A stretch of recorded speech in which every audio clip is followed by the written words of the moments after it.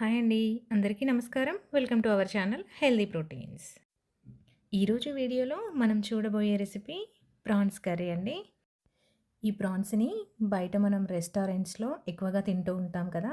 But అది ఎంతవరకు హైజీన్‌గా ఉంటుందో మనకు తెలీదు కానీ, ఇంట్లో ఇలా చిన్న చిన్న టిప్స్‌తో ఈజీగా అండ్ హెల్తీగా ఎలా ప్రిపేర్ చేసుకోవాలో ఈ వీడియోలో మనం చూసేద్దాం. ముందుగా నేను హాఫ్ కేజీ రొయ్యల్ని తీసుకున్నానండి.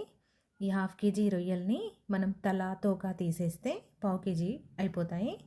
ఇలా కొంచెం పెద్దగా ఉన్న రొయ్యల్ని తీసుకుంటే మనకి టేస్ట్ బాగుంటుందండి. ఇప్పుడు ఈ రొయ్యల్ని మనం ఒక 5 మినిట్స్ వేడినీళ్ళల్లో వేసుకుందాం. ఒక గిన్నెలో వాటర్ తీసుకొని కొంచెం వాటర్ బాయిల్ అయిన తర్వాత రొయ్యల్ని అందులో వేసేసి హాఫ్ టీ స్పూన్ సాల్ట్ని, హాఫ్ టీ స్పూన్ పసుపుని వేసేసి ఒక 2 నిమిషాలు ఇలా ఉంచేసి వాటర్ని స్ట్రెయిన్ చేసేసుకొని రొయ్యల్ని పక్కన పెట్టేసుకోవాలి. ఇప్పుడు ఒక కడాయిలోకి 6 టేబుల్ స్పూన్ల వరకు ఆయిల్ని తీసుకొని అందులోకి 3 లవంగాలు, 3 మిరియాలు, అలాగే ఒక పెద్ద ఆనియన్ని చిన్నగా చాప్ చేసుకొని వేసుకోవాలి. ఇలా వేసుకున్న ఆనియన్ని ఒక 2 నిమిషాల పాటు ఇలా దూరగా ఫ్రై చేసుకోవాలి. ఇలా ఫ్రై చేసుకున్న ఆనియన్లోకి 4 పచ్చిమిర్చిని కూడా వేసుకొని ఓ 2 నిమిషాల పాటు వేగనివ్వాలి. మంటని మీడియం ఫ్లేమ్లో పెట్టేసి ఇలా వేయించుకోవాలండి. ఇప్పుడు ఇందులోకి కొంచెం కొత్తిమీరను వేసుకొని పచ్చివాసన పోయేంత వరకు వేగనివ్వాలి. చూడండి, ఒక 2 నిమిషాల తర్వాత ఇలా గోల్డెన్ బ్రౌన్ వచ్చేస్తుంది కదా!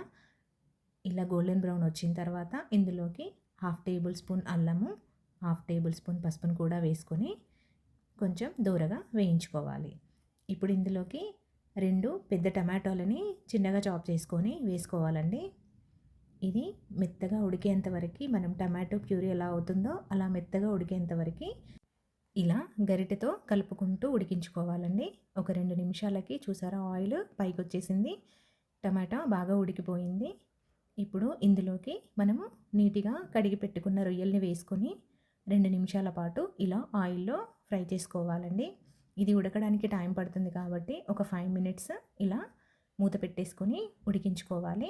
ఇప్పుడు చూసారు కదా, కొంచెం ఉడికిపోయింది. ఇప్పుడు ఇందులోకి ఒక టేబుల్ స్పూన్ కారాన్ని, రుచికి సరిపడా ఉప్పుని, హాఫ్ టీ స్పూన్ ధనియా పౌడర్ని, పావు టీ స్పూన్ గరం మసాలాని వేసుకొని ఒక 2 నిమిషాల పాటు ఇలా ఉడికించుకోవాలండి.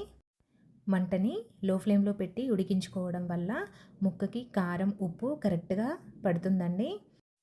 మరొక 2 నిమిషాలు మూత పెట్టుకొని ఉడికించుకోవడం వల్ల మనకి చాలా బాగా కుక్ అవుతుందండి. చూసారు కదా, చాలా బాగా ఉడికిందండి.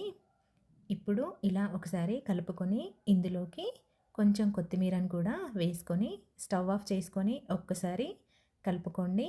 ఎంతో టేస్టీ అయినా స్పైసీ అయినా ప్రాన్స్ కర్రీ రెడీ అయిపోయిందండి. మనం రెస్టారెంట్లో తినే టేస్ట్ కంటే కూడా 100 రెట్లు ఎక్కువ హైజీన్ ఇచ్చే ఈ రెసిపీని ఒక్కసారి మీరు ఇంట్లో ట్రై చేయండి.